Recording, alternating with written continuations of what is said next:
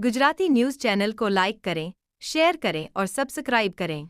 13 दिसंबर 2024 को ओडिशा के कटक जिले में काठजोड़ी नदी के किनारे एक अज्ञात महिला का शव मिला था, जिसकी सूचना स्थानीय लोगों ने कंधरपुर पुलिस को दी। पुलिस ने मौके पर पहुंचकर जांच की तो महिला के शरीर पर गंभीर चोट के निशान मिले। इस निशान को देखकर पुलिस को शक हुआ कि महिला के साथ पहले सामूहिक दुष्कर्म किया गया और बाद में उसकी हत्या कर दी गई। इस गंभीर घटना की जांच ओडिशा पुलिस द्वारा शुरू की गई, लेकिन शुरुआती जांच में पुलिस को कोई अहम लिंक नहीं मिला। मृतक महिला की पहचान के लिए पुलिस ने गुमशुदगी की रिपोर्ट और उसके हाथ पर बने ओडिशा भाषा के टैटू के आधार पर भी तलाश की, लेकिन पुलिस को कुछ नहीं मिला। हालांकि निराशा के अंधेरे में पुलिस के पास घटना स्थल पर महिला के शरीर पर मिला खून से सना पैंट ही एकमात्र उम्मीद थी, जिनमें से 52 न्यू स्टार टेलर्स के नाम टैग 3833 और माप के आंकड़े गुजराती भाषा में लिखे गए थे। इसे पढ़ने के बाद अचानक फिल्मी भाषा में कहें तो पुलिस के दिमाग की बत्ती जली और फिर पूरी कहानी में जबरदस्त ट्विस्ट आ गया। इस घटना को लेकर ओडिशा पीआई अनिरुद्ध नायक ने बताया कि 35 वर्षीय महिला का शव नदी किनारे मिला है। उसके चेहरे पर चाकू के घाव हैं, इसलिए शव की कोई पहचान नहीं हो सकी, लेकिन बगल में खून से लथपथ पैंट मिला और आसपास कूड़े का ढेर ही था। वहां से बहुत सारे कपड़े भी मिले। हालांकि खून से लथपथ इन पैंट पर 3833 के साथ न्यू स्टार टेलर्स का टैग और पैंट का साइज लिखा हुआ था। इसके बाद पुलिस ने उस दर्जी का पता लगाने की कोशिश की जो ओडिशा में इस टैग नाम से दुकान चलाता था, लेकिन वह कहीं नहीं मिला, तो इसकी जानकारी डीसीपी को दी। डीसीपी मीना साहब पहले गंजम में तैनात थे, इसलिए उन्होंने वहां भी एक दर्जी को यह टैग भेजा था। इस दर्जी ने हमें बताया कि इसमें लिखा 3 का प्रकार केवल गुजरातियों द्वारा लिखा गया है। तो सर ने तुरंत हमें गुजरात पुलिस से संपर्क करने के लिए कहा और हमने सूरत पुलिस से संपर्क किया। इस बारे में सूरत पीआई राजेश सुवेरा ने कहा, ओडिशा पुलिस ने गुजरात के उस जिले से संपर्क किया जहां ओडिशा के लोग सबसे ज्यादा रहते हैं। हमारे कमिश्नर से संपर्क किया और फिर कमिश्नर ने हमारा नंबर देकर हमसे संपर्क किया। ओडिशा पुलिस ने हमारे साथ सारी जानकारी साझा की, जिसके आधार पर जब सूरत के अलग अलग इलाकों में जांच की गई तो लिम्बायत इलाके में एक दर्जी मिला।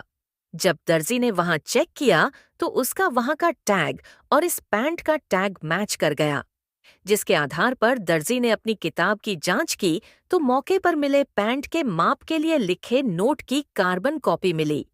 इसके बाद उन्होंने उस दिन के सभी सीसीटीवी चेक किए जब वह शख्स टेलर की दुकान पर आया था। हमने इस व्यक्ति और उसके साथ आए लोगों की भी जांच की और केवल आरोपी का चेहरा सामने आया, क्योंकि दर्जी को उसका नाम तक नहीं पता था। इस बीच दर्जी ने सूरत पुलिस को अहम जानकारी दी कि आरोपी कपड़े सिलवाने आया था और उसका बिल 400 रुपये था, इसलिए उसने मुझे 500 रुपये दे दिए। मेरी पीठ नहीं छूटी तो मैंने उसके दोस्त के नंबर पर 100 रुपये जीपे कर दिए। इसके बाद सूरत पुलिस ने इस नंबर पर संपर्क किया तो पता चला कि वह आरोपी का दोस्त है। पुलिस ने उसे रोका और आरोपी का नाम, पता और मोबाइल नंबर की जानकारी ली। सूरत पुलिस ने आरोपी का नाम और नंबर समेत जानकारी ओडिशा पुलिस को दी। इसके अलावा दोस्त के फोन से आरोपी की लोकेशन और उसकी फोटो भी ढूंढकर भेजी गई।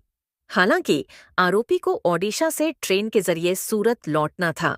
जब ट्रेन रायगढ़ा से गुजर रही थी तो ओडिशा पुलिस ने वहां के एसपी को इसकी जानकारी दी और उनकी टीम ने आरोपी को पकड़ लिया। रायगढ़ा पुलिस ने आरोपी की फोटो ओडिशा पुलिस को भेज दी।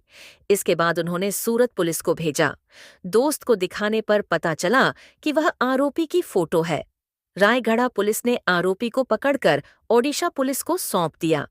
पुलिस पूछताछ में पता चला कि आरोपी केंद्रपाड़ा का रहने वाला जगन्नाथ दुहुरी उर्फ बाबू उर्फ बापी है। आरोपी बाबू ट्रेन से वापस सूरत जा रहा था। आरोपी मृतक महिला का रिश्तेदार था। आरोपी बाबू ने पूछताछ में खुलासा किया कि उसने और उसके 2 भाइयों ने मिलकर भाभी की हत्या की है। भाभी के अवैध संबंध के बारे में पता चलने पर तीनों भाइयों ने एक दूसरे की हत्या कर दी। जब बड़े भाई को पता चला तो उसने गुजरात में काम करने वाले छोटे भाई को कसाई का चाकू मंगवाने को कहा। जब छोटा भाई ओडिशा पहुंचा तो तीनों भाइयों ने मृतक महिला को घुमाने के लिए ले गए और सड़क पर कार रोककर चाकू मार दिया। भाभी को मौत के घाट उतार दिया।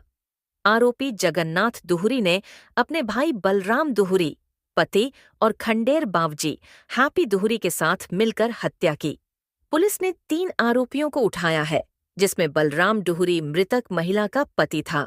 जब पुलिस मृतक महिला के पति को गिरफ्तार करने गई तो उसके ससुर उसके घर के पास ही थे। वहीं उसकी गिरफ्तारी के बाद लड़की के माता-पिता को पता चला कि उनकी बेटी की हत्या कर दी गई है। जी, आपका नाम और आपकी दुकान किधर है? मेरा नाम मोहम्मद आकिल है। मेरा दुकान जो है न्यू स्टार टेलर अंबानगर में लिम्बायत में है। क्या घटना हुई? घटना ये हुई थी कि वो जो व्यक्ति हमारे पास कपड़ा सिलाने आया था सुबह में 8:30-9 बजे तक आया था और रात को उसको इमरजेंसी में लेके गया था। उसके बाद वो चला गया। फिर पुलिस से वहाँ से फ़ोन आया था मुझे कि वहाँ पे आपका लेबल टैग मिला है, आपके पास का है क्या? तो हमने बोला हाँ हमारे पास का है। तो हमने उसका नाम जो है और वो बताया तो उसने 100 रुपया क्या है गूगल पे हम उसके नंबर पे किए थे। उससे जो है यहाँ की पुलिस फिर हमारे कॉन्टेक्ट की। फिर उसके बाद जो है उसको जाके उससे मिले। इधर की जो पुलिस लिम्बायत पुलिस ने क्या पूछपरछ किया?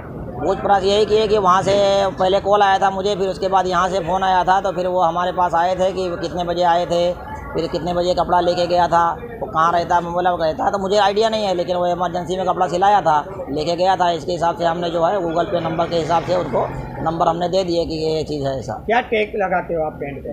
पैंट पे वो अपना लेबल टैग आता ना वही लगाते हैं। तो कपड़े का जो बिल था ना वो लगा हुआ था, वो यहीं से आरोपी पहन के गया था यहाँ से। गूगल पे में कितना पैसा डाला था? 100 रुपये डाला था। रिपोर्टर अरविंद राठौड़, सूरत।